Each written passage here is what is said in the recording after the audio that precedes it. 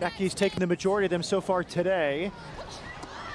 A hand and then stabbed home by Quinn. Cordoba could only push it away, and Quinn, who had a chance in the first half, capitalizes on this one. Quinny, thank you so much for joining me. I know you're calling from Sweden, so we are combating a little bit of time change, but again, it's so nice to see your face and just to have this conversation. You publicly just came out as trans. Let's start with an easy one. Why now? Yeah, I mean, I don't think I was exactly thinking through the timing aspect of it. I think I had just known for a while that it was something that I wanted to do. I was personally, really frustrated with not being my authentic self to the rest of the world, and, my identity not being reflected, in public spaces and media. And so I don't think there was really a timing thing around it. I just felt like I was comfortable and ready to do it. So I clicked the send button on my Instagram. Well, thank you for doing that. Longtime member of our national team, a formidable midfielder, part-time center back. Was being a part of the national team a factor in your decision to come out?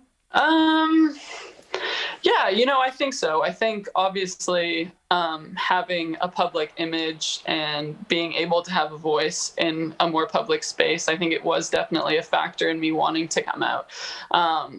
I want to start conversations around trans representation and trans identities in society. And so I think I'm privileged enough to have that platform. And so that was definitely part of the reason. Was the national team, obviously in Canada, is a huge deal, thankfully. And so, yeah, that was part of it for sure. What has the reception been like? Yeah, I mean, the reception has been overwhelmingly positive.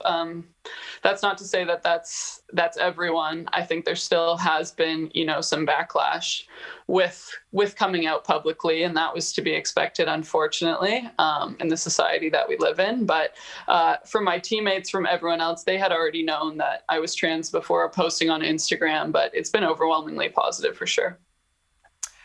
What has the most emotional aspect of the coming out process been for you?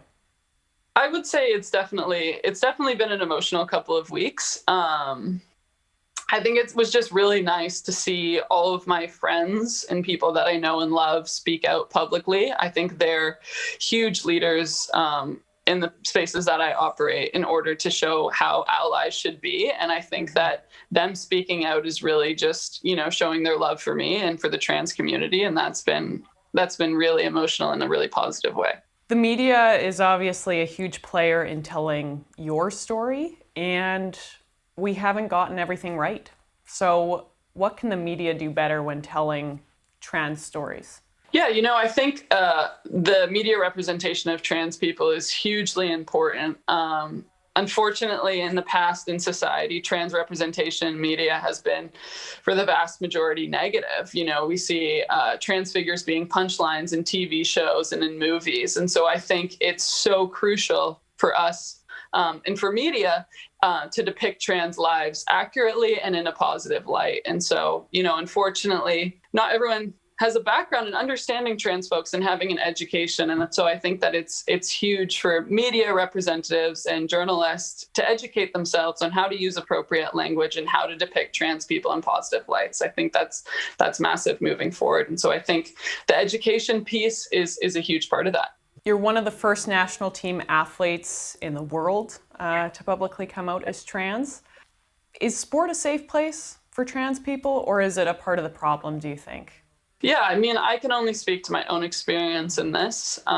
In sport for me has, throughout the vast majority, throughout my whole life, it's been a place for me to be myself, to have a lot of joy. And unfortunately, I don't think it is a fully safe place. I have the privilege to be able to continue to play my sport after coming out as trans. But unfortunately, for some folks, they can't play the sports that they want to. We see trans women being excluded from sports, even at the youth level. And so I definitely don't think sports is a safe place. And I think even the sporting realms that I continue to operate in need to change. I think for me, sometimes I normalize these experiences, but I can reflect on ones where, I haven't been allowed in our locker room, and I've gone to professional sporting games and I've been, physically shoved out of the way when I've tried to get in our locker room, to even just at the Challenge Cup, someone shoving me out of the way to get a COVID test. And so, I know one time at Duke, I was trying to get on the pitch at halftime. I couldn't get on the pitch, and I had parents, have to say that I was on this team. And so I shouldn't have to, beg to be in those spaces. And I think that does happen. And so I can't say that it's fully safe or affirming in those senses. There is a tremendous amount of ignorance, in society, but especially in sport, as we, seemingly from the dawn of time, kind of categorize sport by gender. So what can we do to kind of erode those gender binaries and how we categorize sport? What can we do to make it more inclusive and evolve this conversation? Yeah, and I think you touched on, it's pretty poignant right there, is that we have such a rigid gender binary, both, in our society in so many different realms. It's what we're taught since we're young kids, and then as well throughout sport. But I don't think for sport to operate under our current systems, it needs to be that rigid. I say, little examples like our uniforms. There's no reason. We have such different bodies. Everyone is very diverse, and, and their preferences on that are as well. And so I think it would not only benefit trans people, but cis people as well, to be able to have uniforms in which they feel comfortable in. And then I also think, our language is a huge step. That basis of education that I was talking about before, in order to make those spaces more inclusive and safe spaces as well. You spoke about the importance of pronouns in your Instagram post. I changed mine right away. Thank you so much. I think that was just such a simple starting point, right, to engage with that conversation and to ensure that we are creating safe space. We are right around the corner from Tokyo. So what does your life look like now? You're out until Tokyo.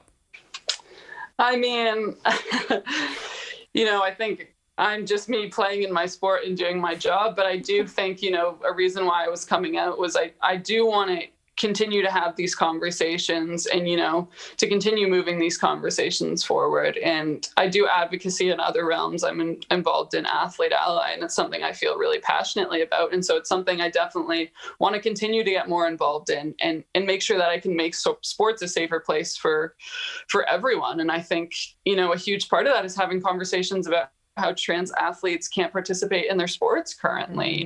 There's regulations in place that trans women aren't able to compete. And so I think that's huge for me in the future. Thank you for starting this conversation with myself and with media, and we just have so much to learn. Yeah, thank you so much for being involved in this conversation. I think that's, we're moving the needle forward with this, so I really appreciate you in this space as well. I appreciate you, Quinny, and best of luck in Sweden. I cannot wait to see you in Tokyo, buddy. So we're rounding the corner, and we'll see you in a few months. But again, keep doing the good work. Thank you. Thank you.